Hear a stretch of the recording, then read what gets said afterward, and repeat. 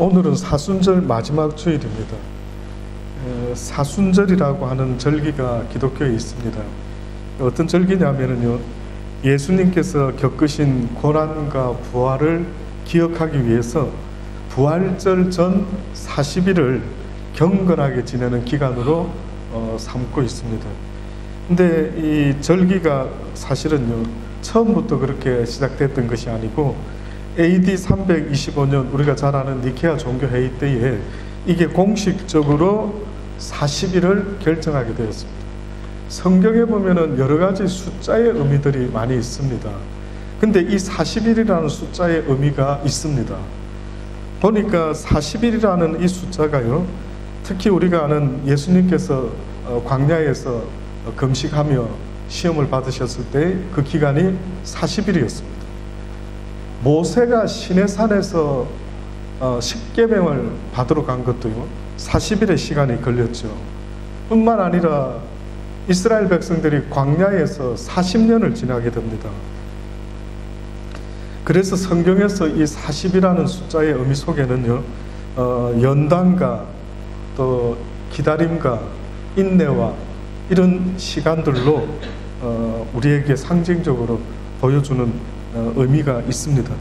그래서 우리가 40일이라는 이 기간을 부활절 전부터 해서요, 사순절로 지키고 있는 것입니다. 저는 개인적으로 오늘 이 본문의 말씀이 그는 실로 우리의 질고를 지고 우리의 슬픔을 당하셨다. 저는 이 앞부분 가사만 생각하면은 저 개인적으로는요, 제가 교회에서 직분을 맡아서 처음 섬길 때가 성가대를 맡은 찬양 전도사였습니다. 그래서 저는 신학교에서 종교음악을 먼저 시작했기 때문에 제가 봉사할 때에 찬양 전도사로 주로 교회의 성가대와 청년부들을 맡아서 이렇게 섬겼던 때가 있었습니다. 근데 저는 부활절만 되면은요, 주로 했던 칸타타가 있었어요.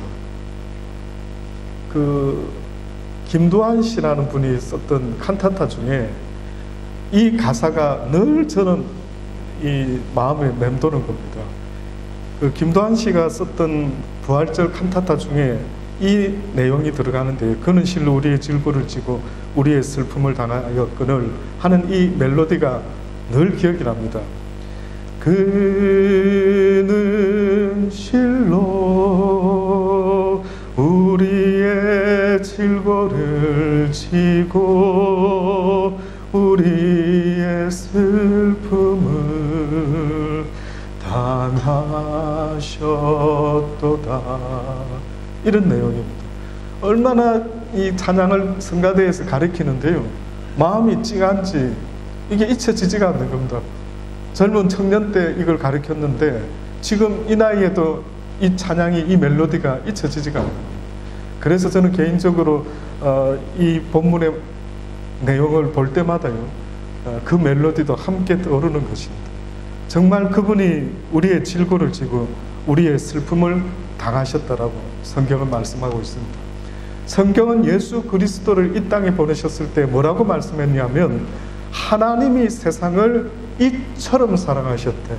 하나님이 그의 아들을 이 땅에 보내셔서 십자가에 달려 죽게 하심으로까지 하나님이 세상을 이처럼 사랑했다라고 말합니다. 그러면 결국은요, 예수 그리스도가 이 땅에 오셔서 십자가에 달려 죽어주신 이 이야기가 나하고 상관이 있어야 되지 않습니까? 만약에 어떤 사람에게 우리가 전도를 하는데 예수님께서 이 땅에 오셨습니다. 2000년 전에 당신의 죄악을 위하여 이 땅에 오셔서 십자가에 달려 죽어주셨습니다. 그러니 예수 그리스도가 당신의 구원자가 되시니 이제는 예수 그리스도를 믿으시고 구원의 삶을 이 땅에서부터 사셔야만 됩니다 라고 이야기했는데, 그 들은 사람이 한다라는 말이, 나는 구원받을 게 없을 것 같아요. 내가 그 예수가 필요치 않습니다. 내가 뭐가 아쉬워서 구원이 필요합니까? 라고 말한다면 할 말이 없는 겁니다. 그런데 우리의 현실은 분명히 성경이 알려주고 있어요. 너희가 아담과 하와의 범죄 이후로부터 이 땅에서 살아가는 인생이요, 죄의 바이러스를 통하여 우리의 인생의 짐이 한없이 무거운 인생이 되고 말았다라고 그렇게 이야기합니다. 그래서 그 표현을 우리의 질고를 지고 우리의 슬픔을 당하였다. 질고, 홀이라고 하는 이 단어는요, 근심, 재난, 슬픔, 고통, 괴로움. 이 땅에서의 인생이요, 많은 사람들이 재밌고 기쁘고 즐겁다라고 말할 수 있을는지 모르지만, 한때 젊었을 때, 철없을 때는 그런 말할 수 있지만은요, 살아보면 살아볼수록 모든 인생들이 고백하는 고백이 있습니다. 그게 뭔지 아십니까? 참으로 인생은 바람 잘 날이 없다.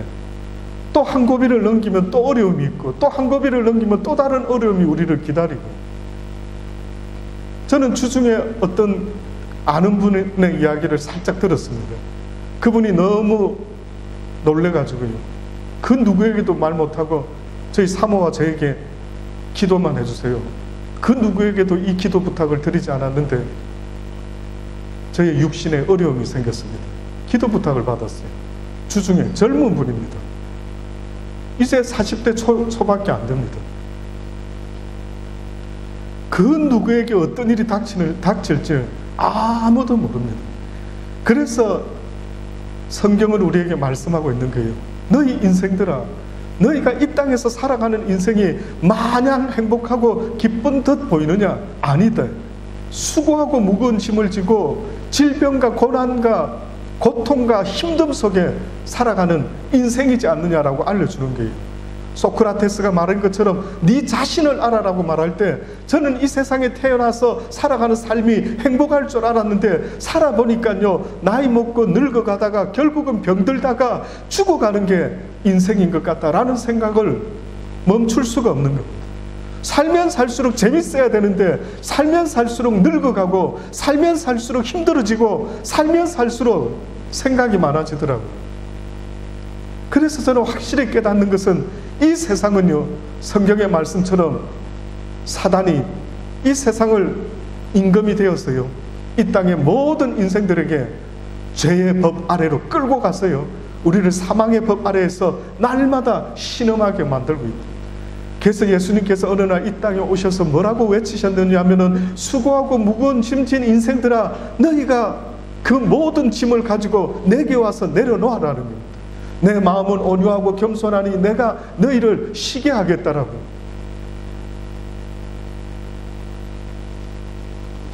그런데도 불구하고 사람들이요, 얼마나 자기 존재를 알지 못하고 사는 날 동안 교만하기 짝이 없는지 이런 말할 수가 없습니다. 무신론 협회 회장이었던 사람이 있었습니다. 프란시스 뉴포트라는 사람. 이 사람은 그렇게도 하나님은 없다라고 외치고 내세도 없다라고 외쳤던 사람인데, 그가 죽기 직전에요, 이런 말을 합니다. 하나님이 없다라는 말은 할 필요가 없다. 나는 그분의 진노하심 면전에 있다. 지옥이 없다라는 말은 할 필요도 없다. 이미 나는 지옥으로 떨어지고 있는 것을 느낀다. 소망이 있다는 쓸데없는 말은 집어치우라. 나는 영원히 잃어버린 자임을 안다. 이 무신론자 협회 회장이었던 사람이 죽기 직전의 임종 때 그가 느낀 그 고백을요, 그렇게 말을 했다는 겁니다. 프랑스의 계몽주의 철학자이며 유명한 무신론자 중에 볼테르라는 사람이 있습니다. 이 사람이 임종시에 의사하고 나누었던 대화가 있었대요. 6개월만 의사 선생님 더 살게 해주면 내 보아의 절반을 당신에게 드릴게요. 근데 그때 의사 선생님이 말했답니다. 6개월은 고사하고 6주도 못 살 것 같습니다. 그랬더니만, 그러면 나는 지옥 가겠군요. 당신 나하고 같이 가지 않으렵니까? 그런 말을 했더라고요. 이 땅에서 사는 것도 중요하지만요, 삶을 끝낼 때 그가 예수 그리스도 구원자를 만나지 못하고 죽는다는 것은요, 영원한 지옥에 소망 없이 끝이 난다라는 그런 비참한 의미가 있는 겁니다. 그러니 여러분, 예수를 믿는다라는 것이 이 땅에서는 표가 잘 안 날는지도 몰라요. 예수 믿는 당신이나 예수 안 믿는 나나 뭐 그 똑같이 먹고 살아가는 거 별로 그렇게 표가 안 날는지 모릅니다. 그러나 잊지 마세요. 만약에 인생이 끝날 때에 이렇게 죽음과 지옥이 확연하게 갈라질 수 있다고 한다면은요, too late이 될 수가 있더라고요. 저는 어느 목사님이 세상에 이런 말을 하더라고요. 자기는 천국과 지옥이 특히 지옥이 와닿지는 않는데요. 그런데 죽을 때 진짜 지옥이 있으면 황당할 것 같더래요. 그래서 자기가 썩 와닿지는 않지만 하나님의 말씀대로 적당히 이렇게 애를 쓴대요. 그러다가 진짜 지옥이 있으면 어떻게 하느냐, 지옥 가면 안 되지 않느냐. 그 아마 딜을 하는 것 같아요. 없으면 좋겠는데 있다면은 적당히 지옥을 피할 수 있는 뭔가 있어야 되지 않을까, 뭐 이런 생각을 했다라는 겁니다. 여러분, 저는요, 세상의 많은 직업들 중에 가장 사실은 참 안 좋은 직업이다 하는 직업이 있어요. 혹시 뭘까요? 우리 시대에 아이들은 엄청 좋아합니다. 그 직업을 갖고 있는 사람들은. 가수니 뭐 무비스타니 이런 아이돌 있죠. 많은 사람들이, 또 아이들이 볼 때는 와, 인기 좋고 막 저런 직업을 가지면, 나도 저런 재능이 있어서 저런 직업을 가지면 얼마나 좋을까, 명예와 돈과 인기를 한 몸에 얻을 수 있다면. 근데 저는 봤을 때 가장 이 땅에서 하나님을 기억하며 내가 어떤 존재인가를 깨달으며 회개하며 그분 앞에 나가야 되는 인생에 있어서 굉장히 부담스러운 직업이 있다면 바로 그거더라고요. 그 직업은 어떤 직업입니까? 사람들 앞에 자기를 드러내는 직업 아닙니까? 내가 최고다고, 내가 괜찮다고, 내가 남보다 낫다라고 그러는 그의 삶이요, 예수 그리스도가 필요하지 않지 않을까 걱정스러운 겁니다. 우리 모두에게는 예수 그리스도가 필요한 겁니다. 배고픈 사람에게 음식이 필요한 것처럼요, 예수 그리스도라고 하는 구원자가 필요한 겁니다. 저는 어느 때는 내 육신의 생각이 날마다 나를 사로잡아 오는 것을 볼 때마다 내가 원하는 생각이 아닌데요, 나에게 쓸데없는 사망의 생각, 그 생각의 결과는 죽음밖에 없었고 그 생각의 결과는 하나님께 야단 맞을 것밖에 없는 걸 뻔히 아는데도 그 나쁜 생각이 날마다 나를 사로잡아 오는 것을 볼 때에 해방되고 싶더라고요. 구원을 얻고 싶더라고요. 그전에 하나님을 몰랐을 때는 몰랐는데 하나님을 알고 나니까요, 내 육신의 사망의 법이 나를 얼마나 가장 괴롭히고 있는 법인지 이루 말할 수가 없는 게, 이해되실 수 있겠습니까? 그래서 어느 때는 몸부림치는 것이, 하나님, 이 악한 생각에서 나를 구원해 달라고. 지금 우리 시대가요, 얼마나 우리 아이들을 키우기도 그렇고 얼마나 힘든지 봐요. 우상도 많고 아이돌도 많고 아이돌 그룹도 많고, 우리나라에 초청되어질 뻔했다가 주위의 반대로 당국의 초청 불허 방침으로 내한하지 못했던 티베트 불교의 고승 달라이 라마라는 고승이 있었습니다. 이분이 미국 CNN 방송에서 그 불교에 관한 특집 방송을 한번 했던 적이 있는데, 그때 이 달라이 라마라고 하는 이분이요, 티베트 불교의 특징을 한번 설명해 주십시오 라고 했답니다. 그랬더니만은 이분이 이렇게 말합니다. 그대 내부에 창조주는 존재하지 않는다. 창조주가 있다면 그대의 내적 마음이다. 이렇게 말한 거예요. 근데 서양 사람들이, 미국 사람들이요, 환호했던 겁니다. 와우, 이거 엄청난, 이제까지 듣지 못한 엄청난 설파인데, 진리인데, 다시 말하면 기독교는 너의 하나님이 있음을 기억하라, 너를 지은 창조주가 있음을 기억하라. 그래서 늘 그 창조주를 신경 쓰고 그 창조주 때문에 그저 뭐 마음대로 못하고 못 살고 의식하고 막 조심하고 이랬는데, 이 달라이 라마가 뭐라고 말을 했느냐면, 그대 외부에 창조주는 존재하지가 않는데요, 창조주가 있다면 그대의 내적 마음이 돼. 다시 말하면 네가 가시다, 네가 하나님이라는 거예요. 이것이 오늘 사단이가 우리에게 계속해서 수많은 문화와 수많은 종교를 통해서요, 우리에게 최종적으로 심어주고 있는 마음이 무엇이냐면은 너도 하나님 알 수 있다. 네가 우주의 중심이다. 야, 옛날에 아담과 하와를 꼬셨던 그의 그 미혹이요, 지금도 포기하지 않고 그 일을, 그 역사를 이루어내고 있는 거예요. 그러니 여러분이 이 세상을 살면서 사단에게 사로잡힌 사람들의 어떤 모습을 보면 그 사람들의 모습이 어떤 모습이냐면 자기가 왕과 같고 자기가 신과 같은 말을 하고 앉아있는 거예요. 자기 말이 절대이고 자기는 최고이고 자기는 절대 실수하지 않는, 어느 순간에 자기도 모르게 자기가 가앗의 자리에 앉고 모세의 자리에 앉아서 사람들을 판단하고 정죄하고 심판하고 있는 그 모습 속에도요, 어떤 사단의 미혹이 있는 줄 아십니까? 네가 가앗해라는 거예요. 네가. 얼마나 무서운 이야기인지 이루 말할 수가 없습니다. 존 웨슬리의 전기에 보면은요, 존 웨슬리가 미국의 그 조지아주에 선교사로 가기 위해 배를 탔던 적이 있었답니다.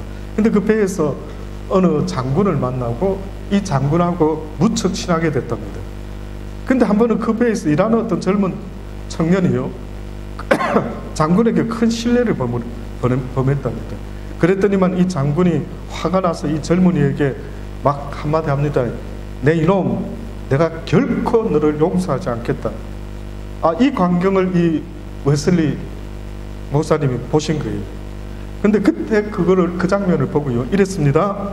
그 막 장군이 막 불호령 같은 그 엄한 모습으로 막 그 젊은이를 혼내는 걸 보고요, 장군님이 저 사람을 용서하지 않으면 장군님께서도 결코 실수함이 없으셔야 할 겁니다. 장군님이 저 사람을 용서치 못하리라, 이 못된 놈이 이거 어떻게 이런 실수를 해? 그렇게 판단하고 아주 잘 보셨네요. 그렇다면 장군님도 결코 실수함이 없으셔야 할 겁니다. 다시 말하면 지금 이 시대에도, 이 순간에도 수많은 사람이요, 자기 주제 파악을 잘 못하고 예수 그리스도를 믿는다라고 말할 때 예수 그리스도는 이 땅에 왜 오셨는가를 성경이 말씀하고 있지 않습니까? 바로 우리의 질고와 우리의 모든 죄악과 고통과 어리석음과 연약함과 이것을 감당하시기 위하여 이 땅에 오셔서 십자가에 달려 죽어주셨다라고, 그 예수님은 우리의 구원자가 되어 이 땅에 오셨다라고 이렇게 말씀하고 있는데, 그 예수를 믿노라 하면서도요, 여전히 자기의 모습은요, 구원자가 필요 없는 자의 모습인 겁니다. 구원자를 필요로 해서 구원받은 자의 모습이라는 것은 그런 모습이 아니죠. 은혜에 감사하고 자기와 같이 모르는 연약한 자들을 볼 때, 어리석게 교만한 자들을 볼 때 이해하고 용납하며 권면하고 그들을 위해 기도해 주는 자의 모습이죠. 우리 인간들은 얼마나 자기를 나타내기를 좋아하고 내세우기를 좋아하는지 이루 말할 수 없습니다. 로마 캐톨릭 교황이요, 아십니까? 교황으로 등극할 때에 쓰는 모자가 있습니다. 그때 그 모자에 박혀 있는 이 검은 보석, 특히 바오로 2세 때에 취임할 때 썼던 그 모자가요, 우리나라 돈으로 가격이 한 65억 정도 된답니다. 65억. 그리고 교황이 타는 승용차는 그 독일 벤츠사가 특별 제작한 자동차랍니다.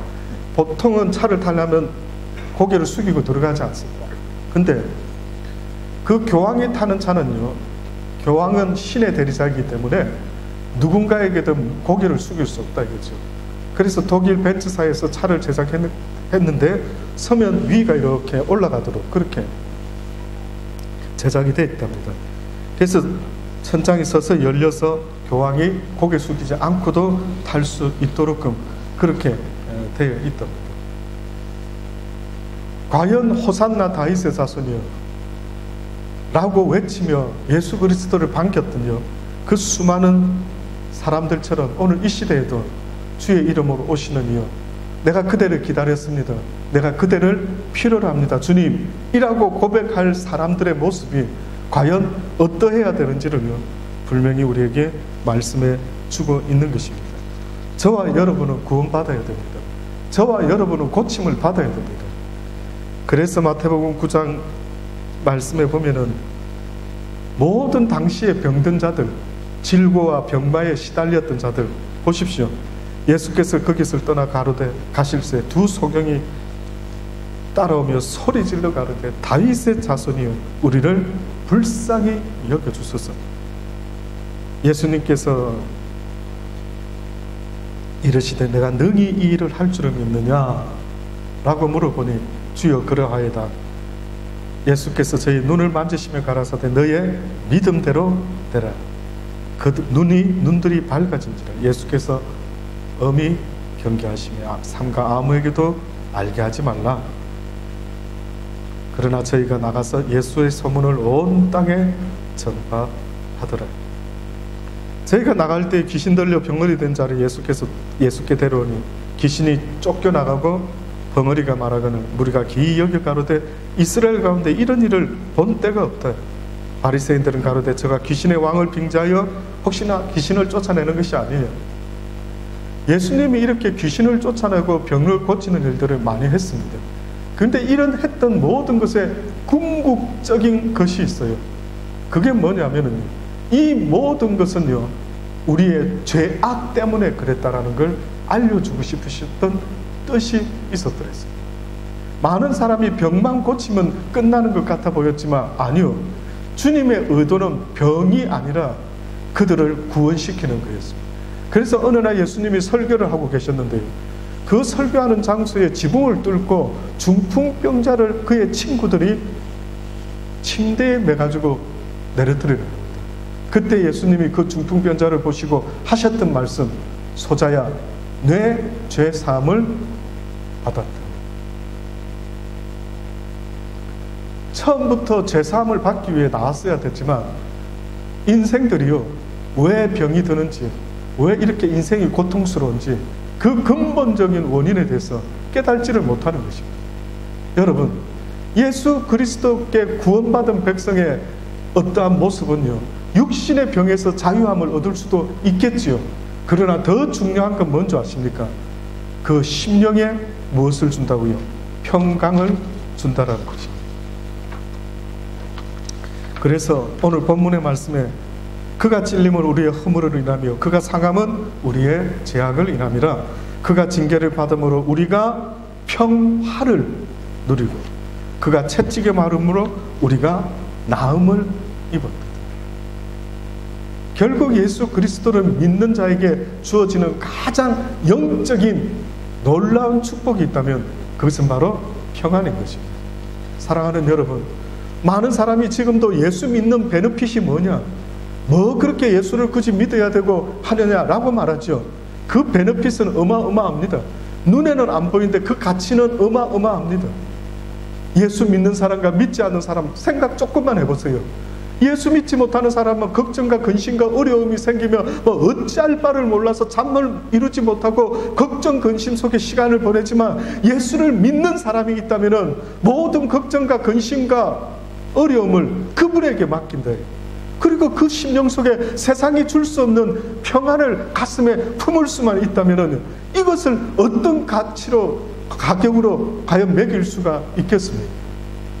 그래서 예수님이 부활하셔서 첫 번째로 제자들에게 복을 빌어주신 것은 평안하뇨, 평화가 너희들에게 있을지어다. 사랑하는 여러분, 우리의 자녀들이 살아가는데 걱정 근심하고 힘들어하고 엄마 아빠 없으면 더 불안해하고 가르쳐줘야죠. 사랑하는 딸아, 사랑하는 아들아, 너의 하나님이 너와 함께 할 것이라.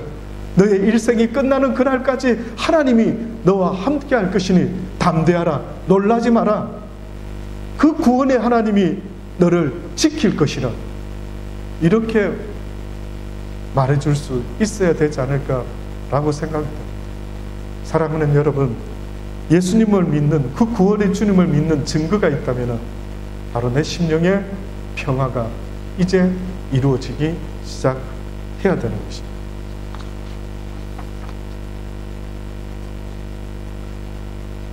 이 사순절 마지막 주일입니다. 다음 주는 종료주일입니다. 한 주간이라도 다시 한번 주님이 이 땅에 오셔서 그 고난을 당하셨던 것을 생각하시며 뿐만 아니라 부활하신 주님을 기억하면서 그분의 그 크신 은혜, 그 크신 사랑을요 우리의 가슴에 새길 수 있는 귀한 시간이 될 수 있기를 간절히 주의 이름으로 축원합니다. 기도하시겠습니다.